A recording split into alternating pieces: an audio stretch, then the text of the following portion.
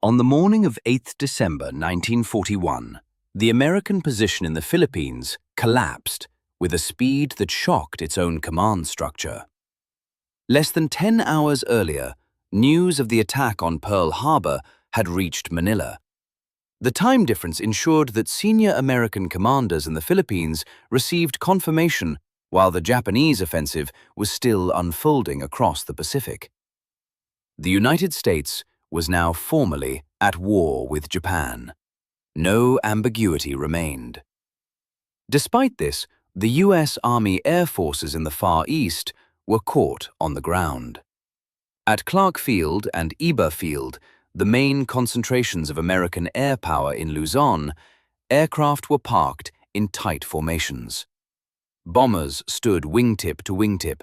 Fighters sat refueled, armed, and stationary. Anti-aircraft defenses were limited. Dispersal procedures had not been fully implemented. Shortly after midday, Japanese bombers and fighters appeared over central Luzon.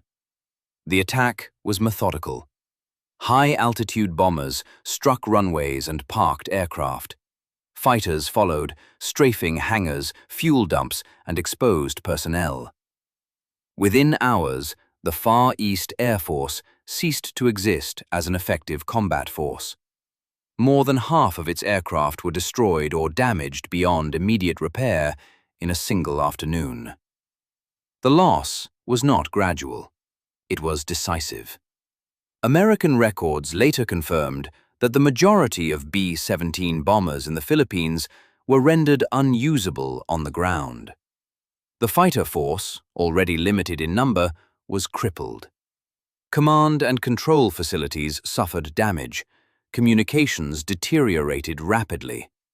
The United States had lost air superiority in the Western Pacific before conducting a single coordinated counterstrike. This collapse was not confined to aviation. On the same day, Japanese forces began landing operations in northern Luzon. Small but strategically placed detachments seized airfields and coastal positions. These landings were not designed for immediate conquest. They were preparatory moves, securing bases for follow-on forces and tightening the operational noose around Manila. American ground units were slow to react. The Philippine Army, still in the process of mobilization and training, lacked cohesion. Many formations were under-equipped and short of experienced officers. Defensive plans existed on paper, but execution depended on coordination that had not yet been achieved. Roads were crowded with civilian traffic and incomplete troop movements.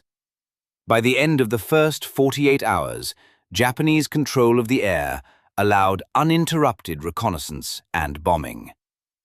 American supply lines were exposed. Naval assets withdrew or were sunk. The possibility of contesting Japanese landings in force diminished rapidly.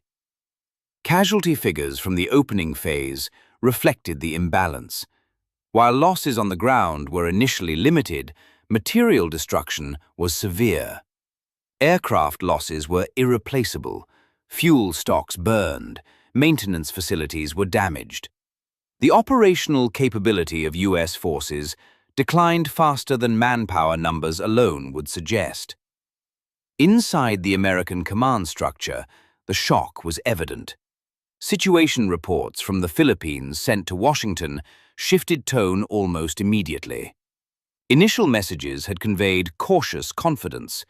Within days, they described deteriorating conditions, inadequate air cover, and growing pressure from Japanese forces operating with freedom of movement. The speed of the collapse challenged prior assumptions. The Philippines had been reinforced throughout 1941. War Plan Orange anticipated a defensive stand until relief could arrive. American commanders believed that air power would delay Japanese advances and impose costs. None of these assumptions survived the first week intact. By mid-December, Japanese forces expanded their lodgements. Additional landings occurred in southern Luzon and the Central Islands. Each move tightened the operational constraints on American defenders. Withdrawal routes narrowed. Supply shortages emerged. Command flexibility declined. The collapse was cumulative, but its origin was traceable to the opening hours. From a professional military perspective, the most damaging loss was not territory. It was time. The hours following confirmation of war had passed without decisive American action. Aircraft that could have been dispersed, launched, or repositioned remained stationary. Defensive measures that had been discussed for months were only partially implemented. Post-war analyses would later focus on this interval. At the time, however, the priority was survival. American commanders shifted rapidly to a defensive posture. Plans were revised to concentrate forces on the Bataan Peninsula. Manila was declared an open city. The objective narrowed from deterrence to delay. Relief from the United States mainland was no longer expected in the near term. The strategic consequences were immediate. Japan achieved freedom of action in the Western Pacific. The loss of the Philippines exposed sea lanes and undermined Allied coordination in Southeast Asia. American prestige suffered a blow that extended beyond the region. The collapse became a symbol of unpreparedness at the very moment the United States entered global war. Inside headquarters, explanations began to form. Weather conditions were cited. Communication delays were emphasized. Confusion after Pearl Harbor was acknowledged.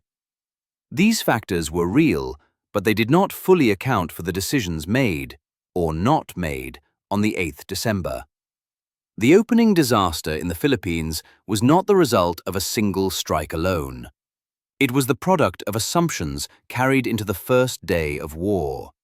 Assumptions about warning time. Assumptions about enemy intent. Assumptions about what actions were necessary and which could wait. In the weeks that followed, American forces would fight with discipline and endurance under increasingly difficult conditions. The defense of Bataan would become a prolonged struggle. But those later actions unfolded within constraints set during the first hours of the conflict.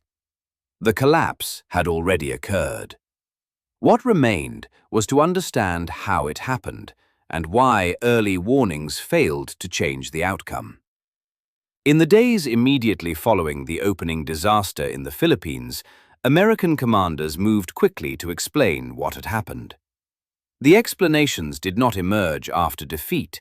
They emerged while the campaign was still unfolding. They were formed under pressure, with incomplete information, and within an institutional framework that had been built long before December 1941. At the center of these explanations was a single premise: surprise. Senior officers in Manila and Washington described the Japanese attack as sudden, unexpected, and operationally disruptive. The loss of aircraft on the ground was attributed to the shock of Pearl Harbor, confusion over orders, and uncertainty about the precise timing of Japanese intentions in the Western Pacific. This explanation was not irrational. In the early hours of 8 December, communications across the Pacific were fragmented. Reports from Hawaii were incomplete and sometimes contradictory. Commanders in the Philippines knew an attack had occurred, but did not immediately know its scale, its targets, or whether further strikes were imminent. In this context, restraint appeared defensible. American air doctrine in 1941 emphasized control and coordination. Unauthorized or premature strikes were discouraged.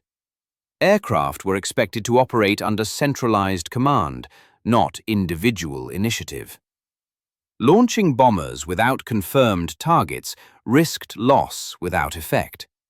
Dispersal, while discussed, required time, ground crews, and prepared fields. These doctrinal assumptions shaped decisions during the critical morning hours.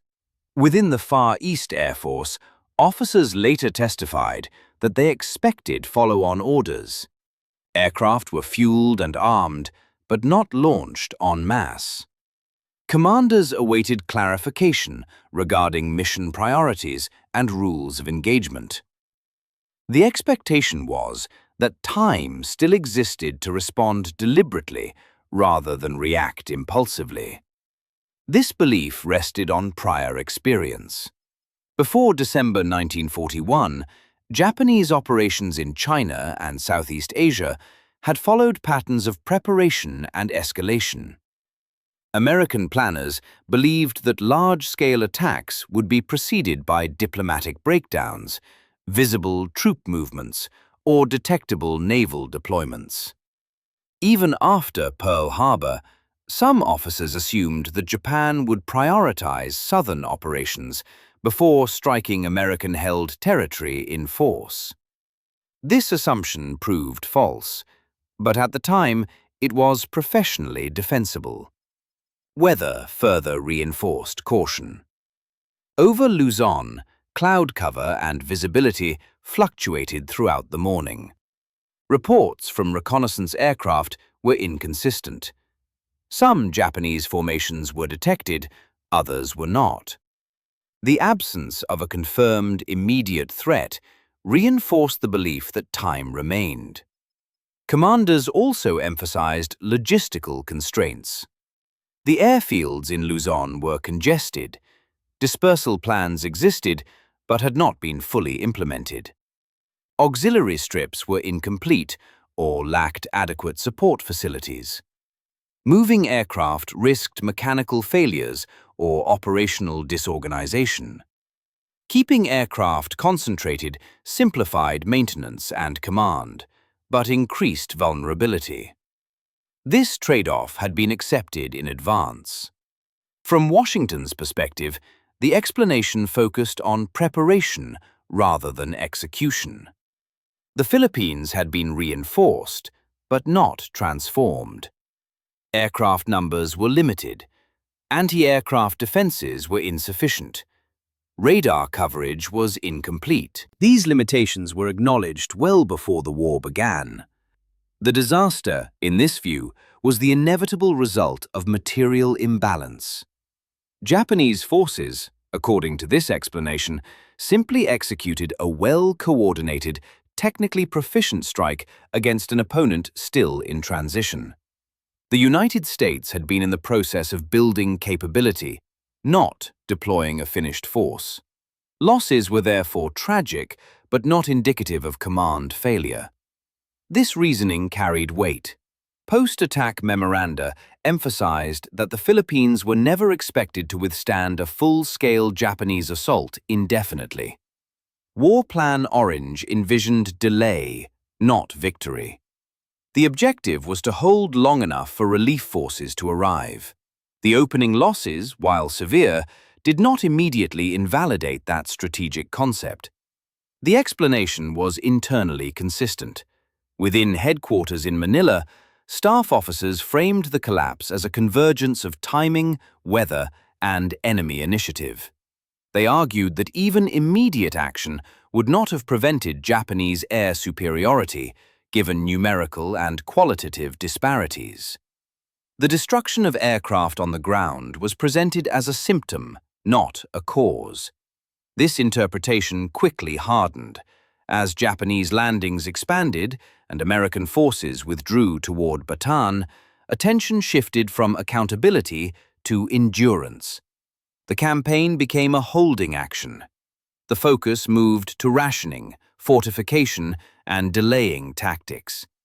Revisiting the opening hours was seen as a distraction from immediate operational needs.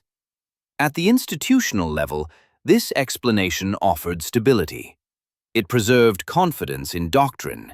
It avoided assigning personal responsibility. It framed defeat as circumstantial rather than systemic.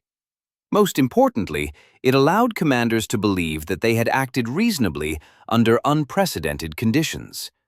This belief was reinforced by early after-action summaries. Initial reports did not emphasize ignored warnings or delayed decisions. They highlighted enemy strength, surprise, and the limitations imposed by geography and logistics. These assessments circulated within the War Department and influenced early historical narratives. However, this explanation depended on a critical assumption. It assumed that the collapse was unavoidable once Pearl Harbor occurred. It assumed that no meaningful window for action had existed. It assumed that warnings were too vague, too late, or too unreliable to justify decisive measures. These assumptions were accepted quickly because they aligned with existing expectations. Only later would they be questioned. At the time, the explanation served its purpose. It imposed order on chaos. It allowed commanders to continue operating under pressure. It delayed deeper scrutiny of decisions made during the first hours of war. The explanation was coherent, it was professional, and it was incomplete. The explanations formed in the first days of the campaign in the Philippines did not remain provisional. They hardened.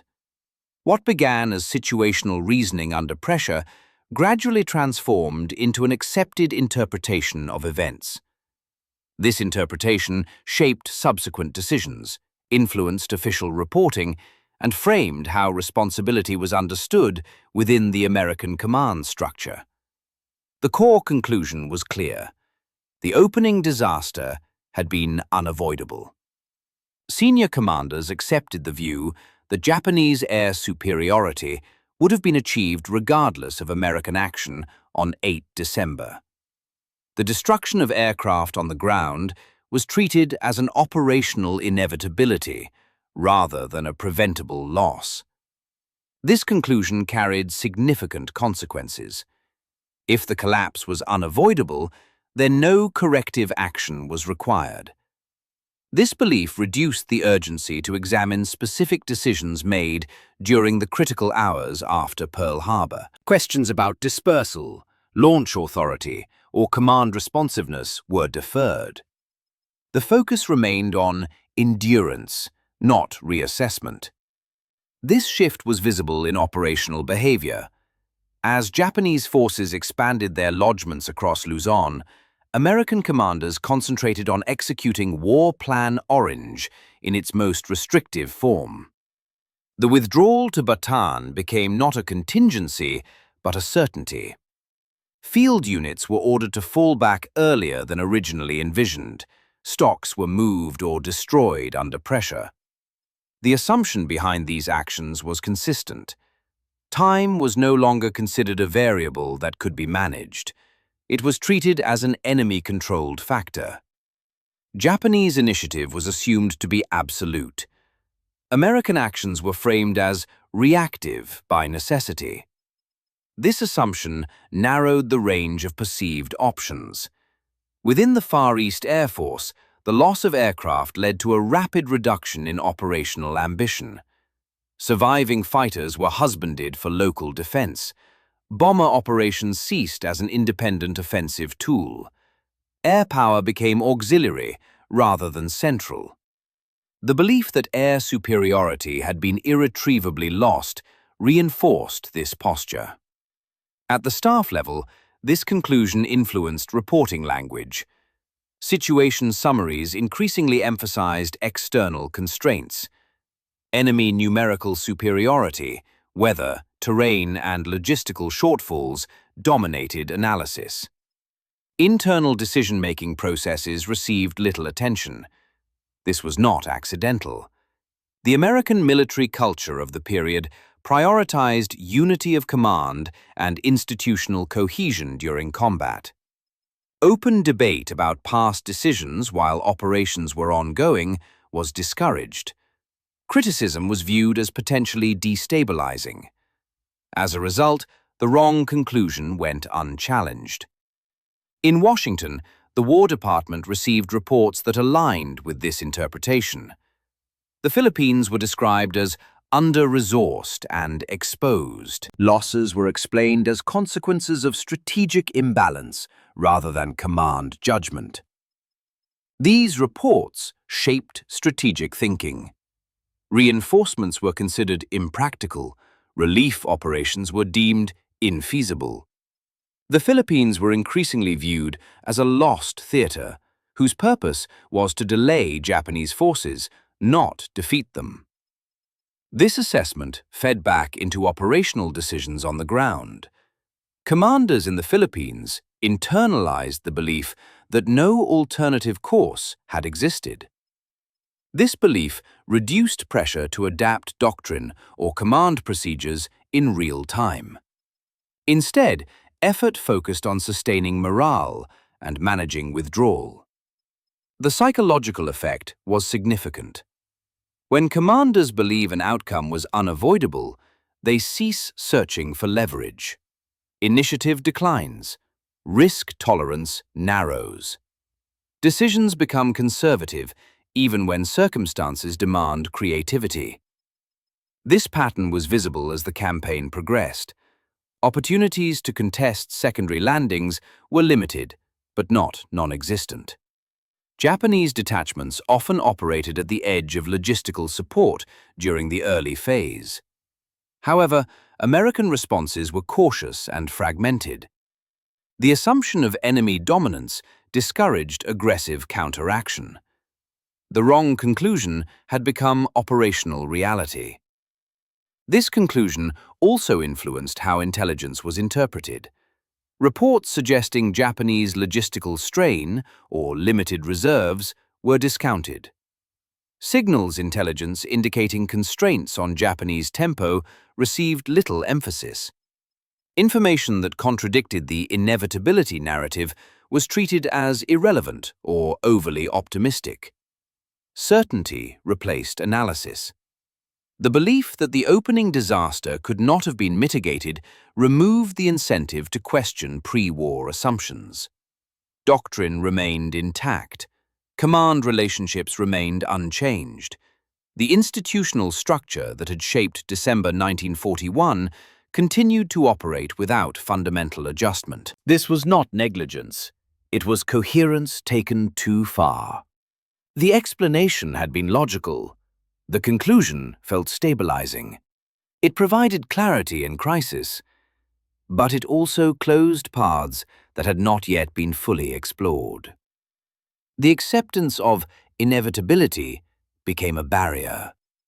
Only later, after defeat had fully unfolded, would officers begin to re-examine the opening hours with greater detachment. Only then would alternative interpretations gain traction. At the time, the wrong conclusion performed a function. It allowed the campaign to continue without internal fracture. But it also ensured that critical warnings, already present before the war began, would remain marginalized. Those warnings had not disappeared. They had simply been pushed aside. The warnings did not emerge after the collapse. They existed before it. Throughout 1941, multiple streams of intelligence, staff analysis, and operational concern pointed toward the vulnerability of American forces in the Philippines. These warnings varied in clarity and authority, but together they formed a pattern that senior commanders were aware of well before December. They were not acted upon decisively. One category of warning came from strategic intelligence. Intercepted Japanese diplomatic traffic, later known as magic, indicated rising tension and an increasing likelihood of war. While the precise targets of Japanese attacks were not always clear, the general direction was unmistakable. American planners understood that Japan was preparing for simultaneous operations across the Pacific. The Philippines were an obvious candidate. Operational intelligence reinforced this view. Reports from Asia indicated Japanese air and naval movements consistent with preparations for southern expansion. Japanese forces were training for amphibious operations. Air units were being redeployed within range of Luzon.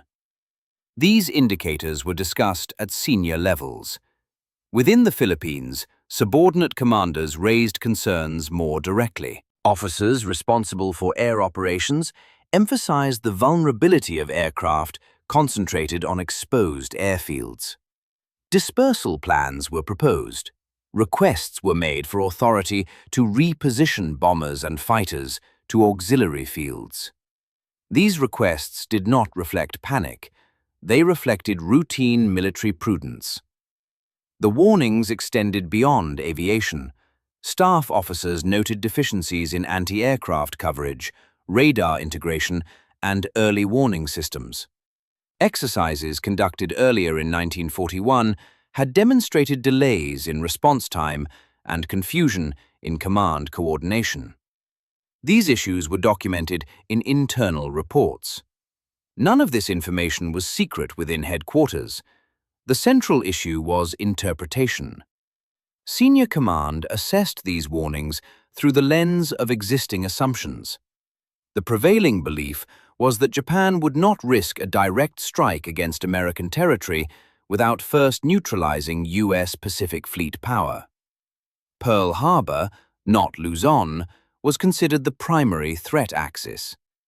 This belief shaped priority. Resources were allocated accordingly. Air power in the Philippines was reinforced but not dispersed. Defensive measures were improved incrementally rather than urgently. The assumption was that warning time would exist between diplomatic breakdown and military action. Even after Pearl Harbor, this assumption lingered. On the morning of 8th December, several officers believed that Japanese forces would require additional time to coordinate attacks against the Philippines. The idea that an airstrike could be launched almost immediately after Pearl Harbor was considered unlikely. This belief proved decisive. Warnings that contradicted it were discounted. Some intelligence reports were labeled ambiguous, others were considered insufficiently specific. The absence of confirmed enemy aircraft en route during the early morning hours reinforced complacency. The expectation of warning time became self-confirming. Institutional inertia played a role. Large organizations respond slowly to information that challenges established frameworks. Commanders had spent months balancing readiness with restraint. Abrupt shifts in posture carried political and diplomatic implications.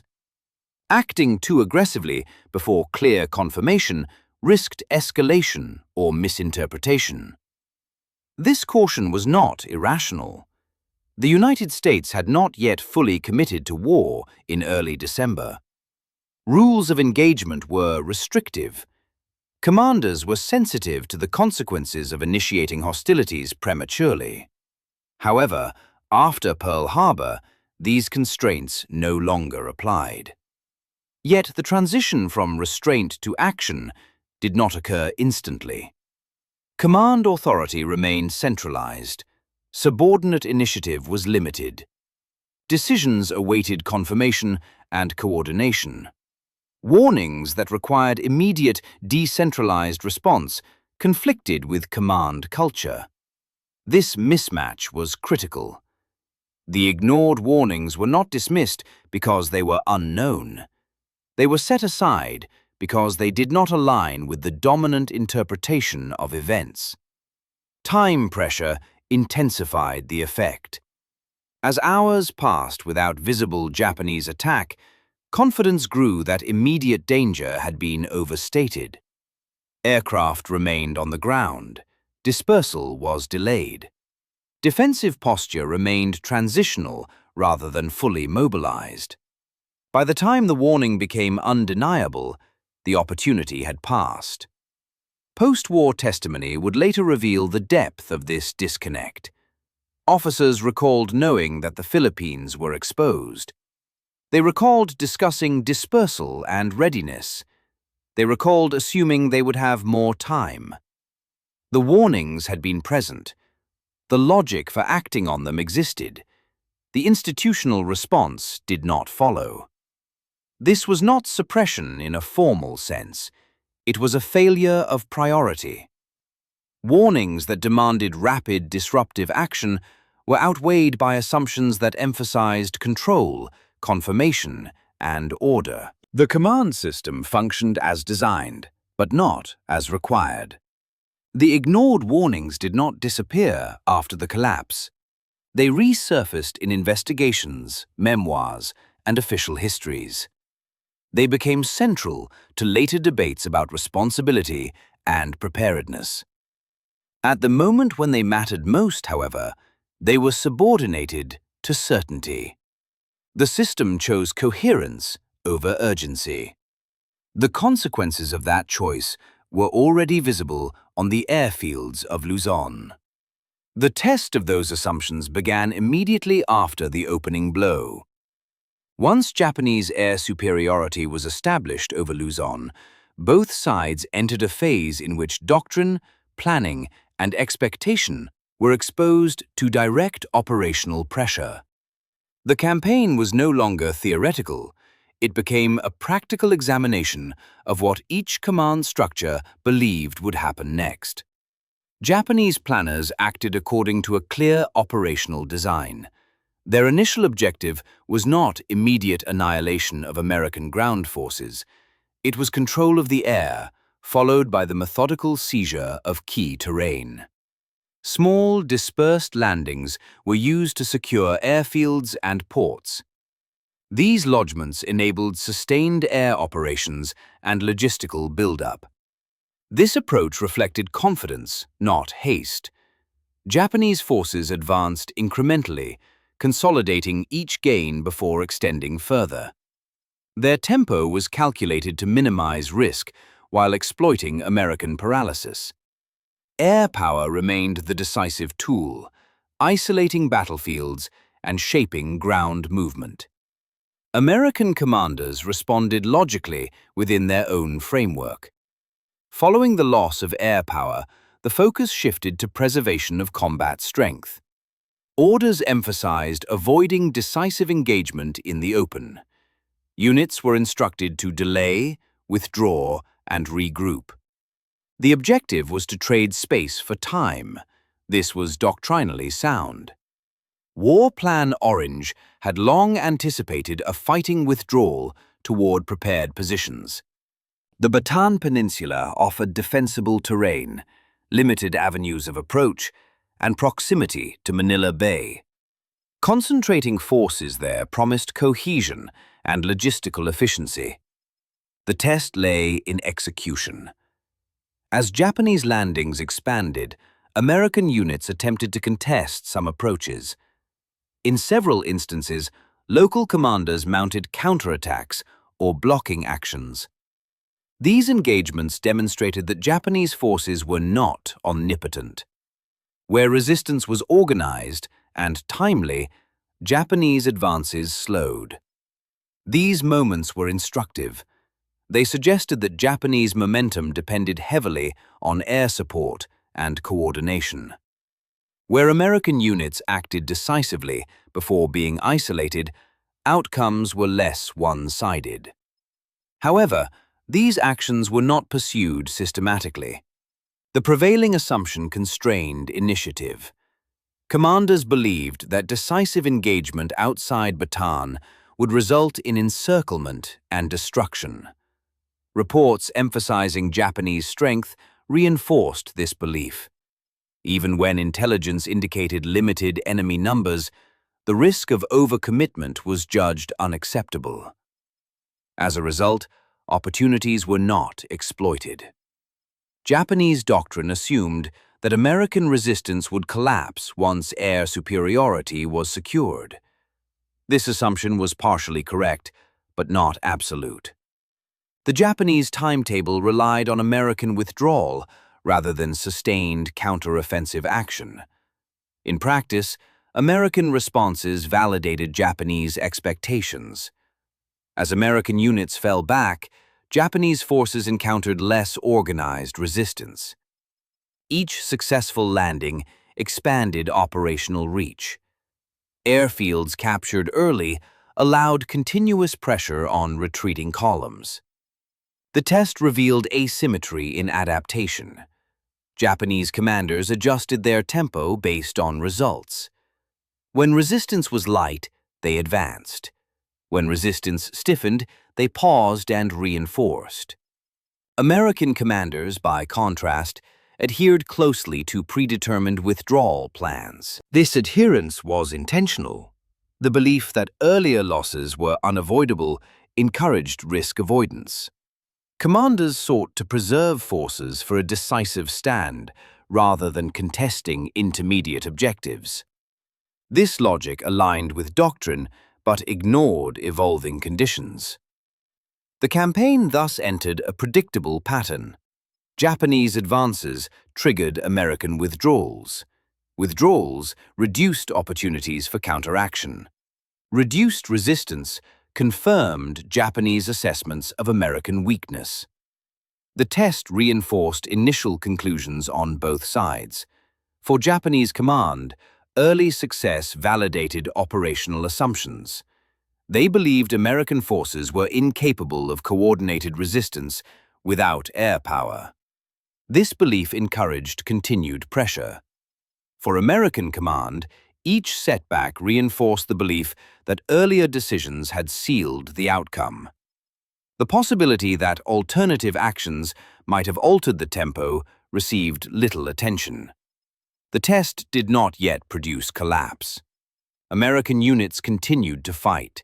Discipline remained intact. Delaying actions imposed costs. Japanese casualties accumulated, though unevenly. The campaign was not a rout, but the structural imbalance was clear.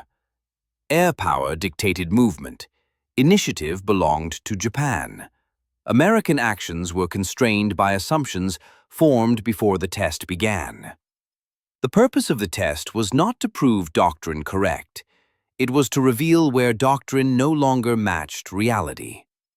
By late December 1941, evidence was accumulating that Japanese operations were more limited in depth and endurance than initially believed. Supply lines stretched. Amphibious forces required consolidation.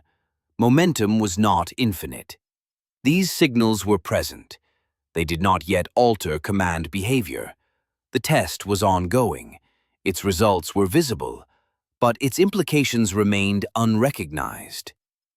The break did not occur in a single moment. It unfolded as a widening gap between expectation and reality, visible in operational reports, troop movements, and the changing behavior of both commands.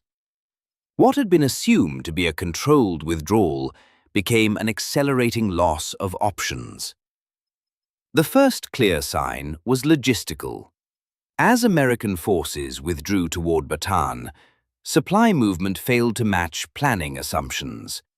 War Plan Orange relied on the pre-positioning of food, ammunition, and medical supplies. In practice, much of this material remained outside the peninsula or was destroyed to prevent capture. Japanese air control made transport hazardous. Convoys were attacked. Roads became choke points. Units arrived at defensive lines without expected rations or equipment. The defensive posture was achieved, but at a cost that planning had underestimated. This mismatch exposed a deeper problem. The withdrawal assumed time. Time for orderly movement. Time for destruction of excess materiel. Time for coordination between units. Japanese air superiority removed that margin. The second sign was command friction. As units converged on Bataan, headquarters struggled to maintain situational awareness. Communications degraded. Orders arrived late or conflicted with conditions on the ground. Subordinate commanders exercised discretion out of necessity, not design. This was not failure of discipline. It was the strain of a system operating beyond its assumptions. Japanese operations also began to diverge from expectation. while American command believed Japanese pressure would intensify relentlessly. Japanese units experienced their own constraints. Terrain slowed movement, supply lines lengthened, casualties accumulated in frontal assaults against prepared positions. Japanese reports noted resistance that exceeded initial estimates. However, these constraints did not translate into operational relief for American forces.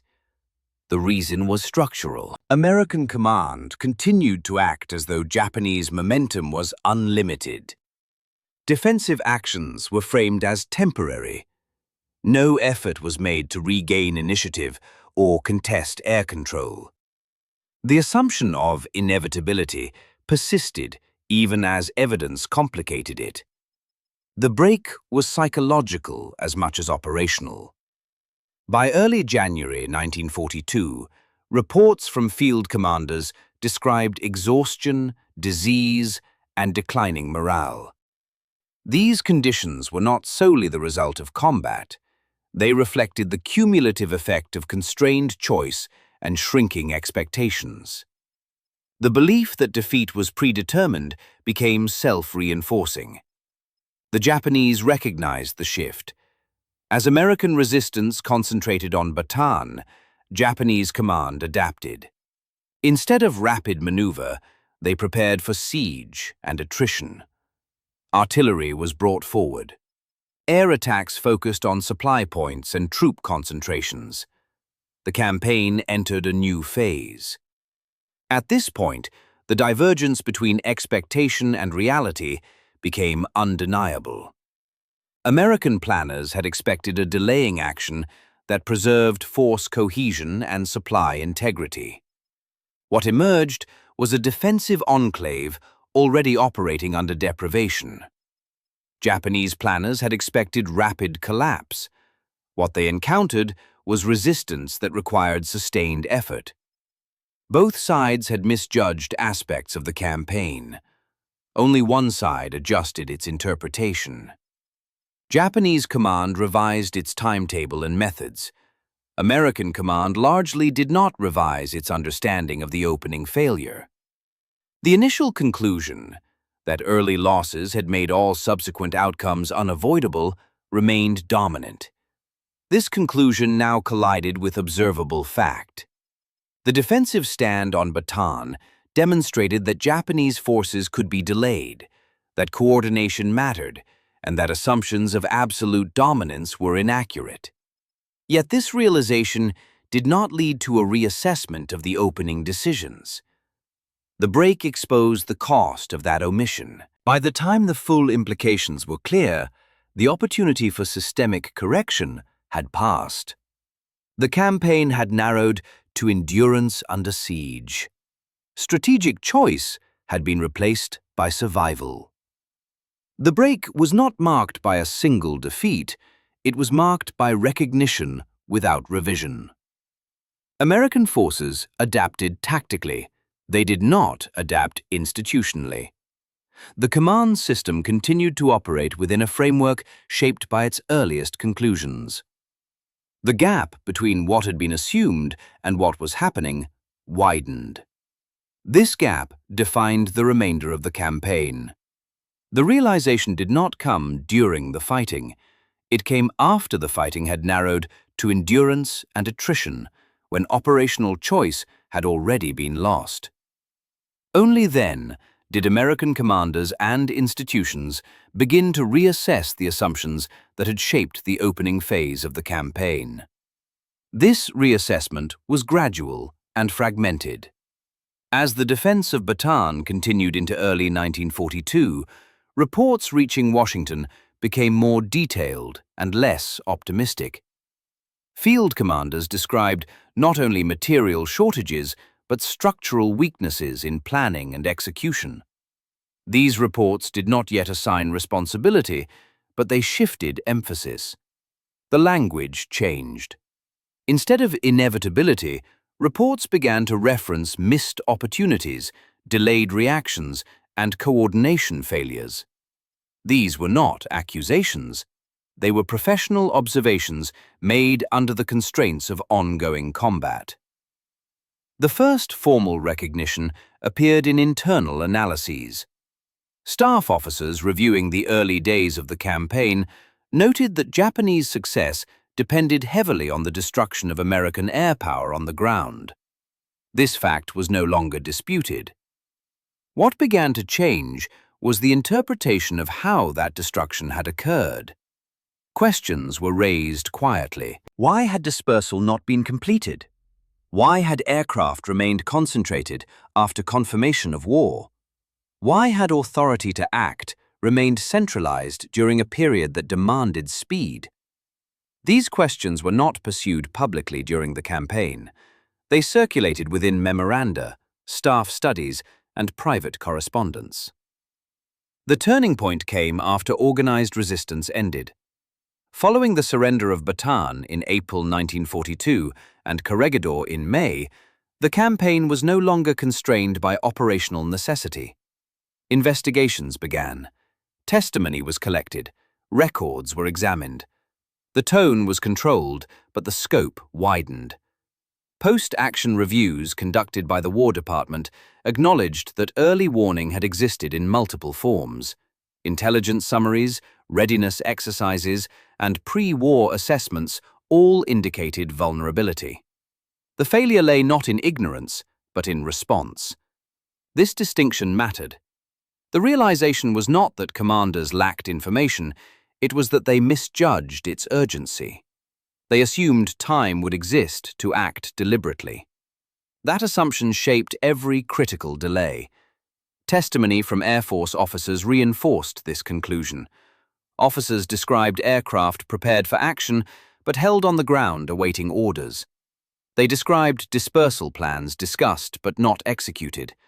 They described a command environment that prioritized confirmation over initiative. These accounts were consistent across ranks. The realization also extended beyond individual decisions.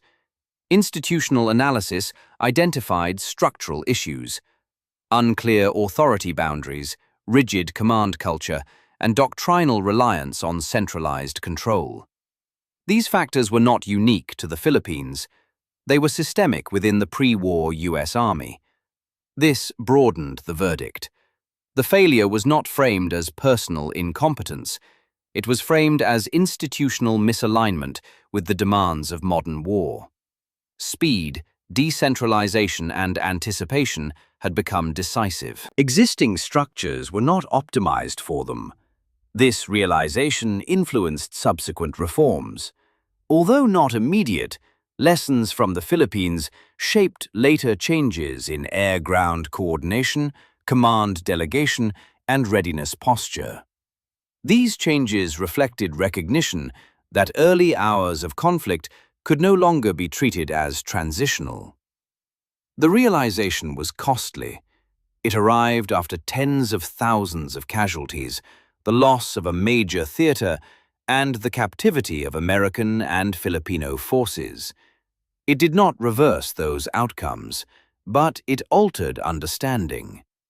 In official histories published during and after the war, the narrative evolved. Surprise remained a factor, but inevitability receded.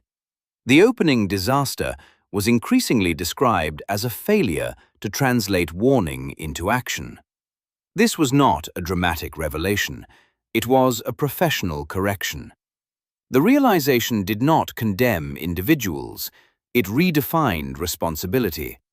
It shifted focus from enemy capability to decision-making under uncertainty. By the time this understanding crystallized, the campaign in the Philippines had ended. What remained was its meaning.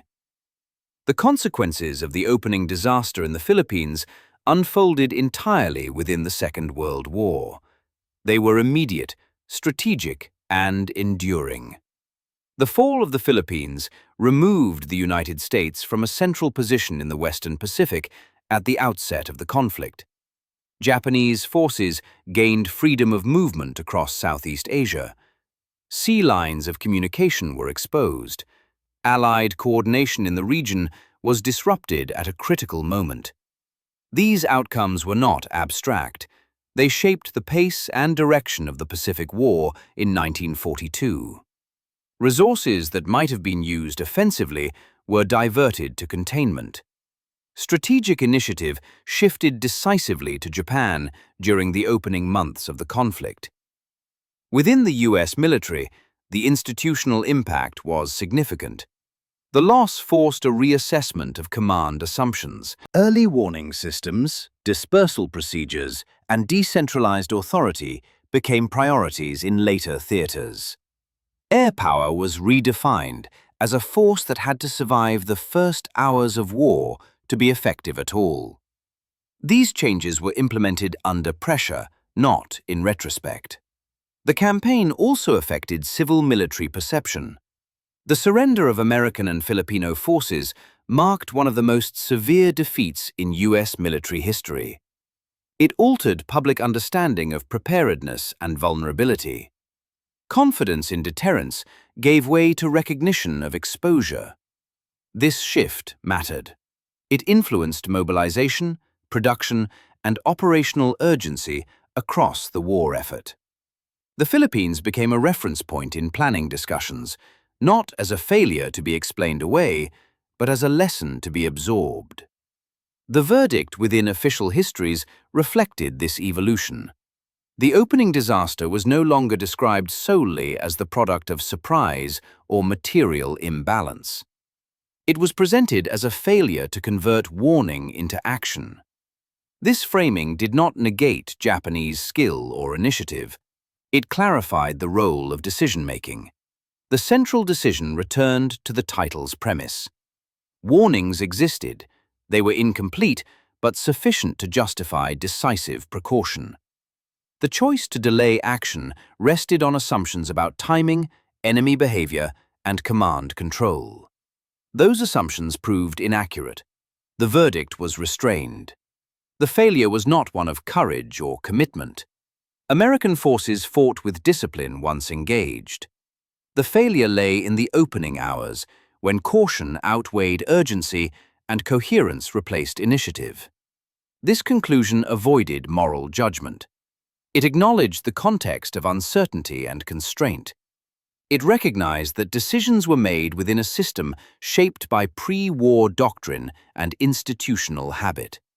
At the same time, it affirmed consequence. Ignoring early warnings did not cause defeat alone, but it shaped its form and speed. It removed options before they could be exercised. It turned a vulnerable position into an untenable one. The consequences extended beyond 1941. They informed later American operations in the Pacific and Europe. They influenced command practice and intelligence integration throughout the war. The Philippines became a case study in the cost of delayed adaptation. Within the Second World War, its place was clear. The opening disaster was not an anomaly. It was an early demonstration of how modern war punished hesitation. The lesson was not that warning must be perfect, but that it must be acted upon in time. The verdict did not assign blame, it assigned meaning.